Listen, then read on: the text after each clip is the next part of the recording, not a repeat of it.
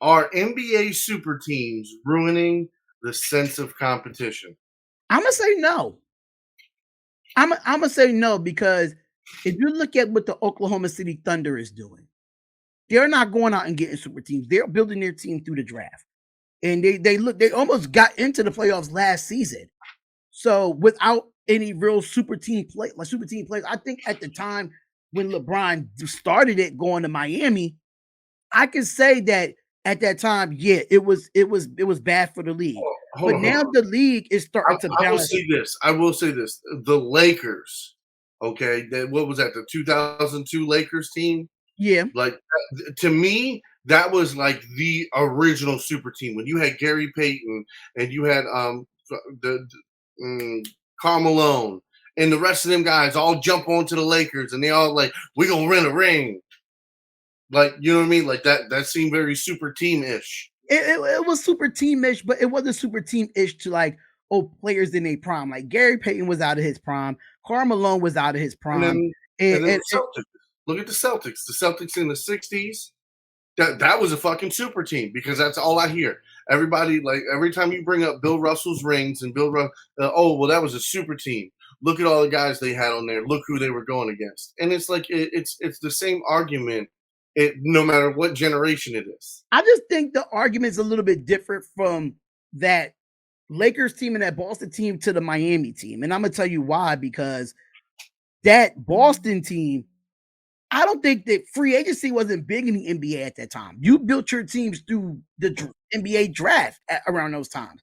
So Mm-hmm. Boston really built their teams through the draft. Now with the Lakers, they went out and got those players that was out of their prime, but still felt like because they went to the Lakers, they was going to win a championship because of the standard of the Lakers have. Now what LeBron James did going to Miami, making a whole special about on ESPN, taking his talents to Miami, having Chris Bosh come over there after LeBron James signs. I think that's a bigger impact of what super teams really started than what it was back in the day. Now, understand with the Bulls, Jordan didn't have no team when he first came in. They brought in some key role players, but was they a super team? I don't think the Chicago Bulls in them 6 years was a super team. They just brought in role players that fit their role with the Chicago Bulls under Phil Jackson.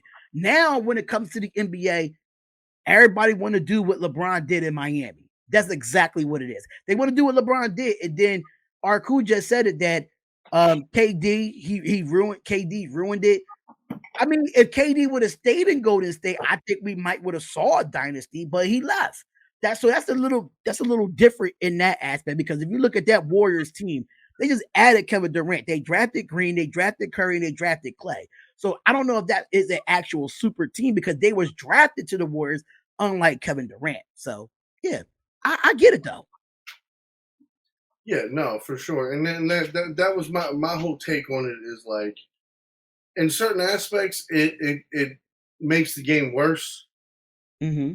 And that's what I don't like about it. I don't like it when it's like you got a super team, you're great. You guys play great when the starters play the full fucking game.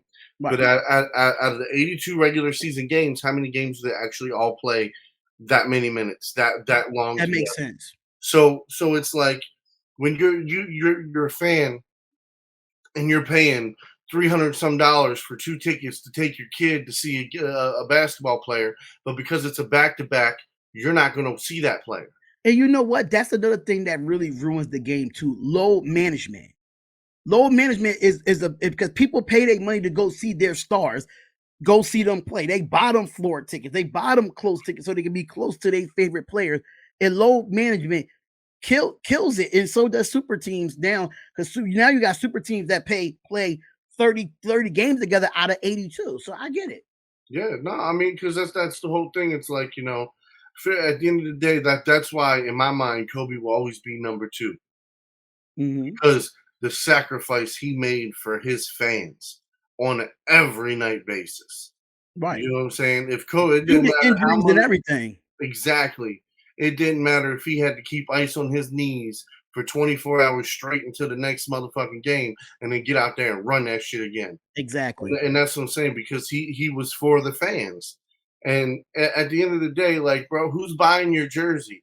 Who's paying to come see you? If we stop being fans, you don't make money no more. Right. And that's what I find crazy. And it's like Wizards fans are the same. I've had Wizards fans tell me like, "Oh, then don't come to the game. Stop cheering. Stop supporting the team." What? That doesn't make any sense.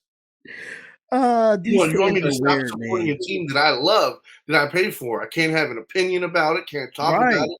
Can't Dude, be that's your upset about hard-earned it. money that you're investing into your to these superstars. You're gonna want your money's worth. You don't want to see a bunch of non-all-stars on the team after you pay 300 and something dollars for a floor seat. Absolutely not. Or if the superstars are supposed to come in to play your hometown team. Right. So you're like, man, I've only seen LeBron play one time his entire career. I know he's getting to the last couple seasons, so everybody's going to want to buy them tickets. And the whole thing is, especially on back to backs and shit like that, where he's not going to play. And True. it's not just him; it's other superstars. But let me get back to the point.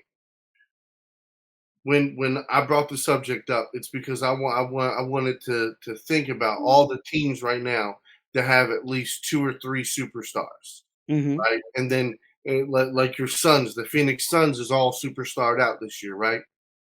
But Yeah. are even with those superstars, are they going to be able to beat the Nuggets? Absolutely not, because they don't have a bench.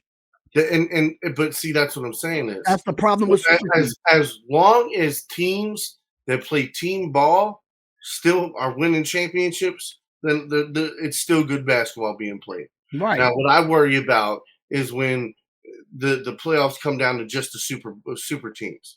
That's when and the NBA is definitely going to be in trouble.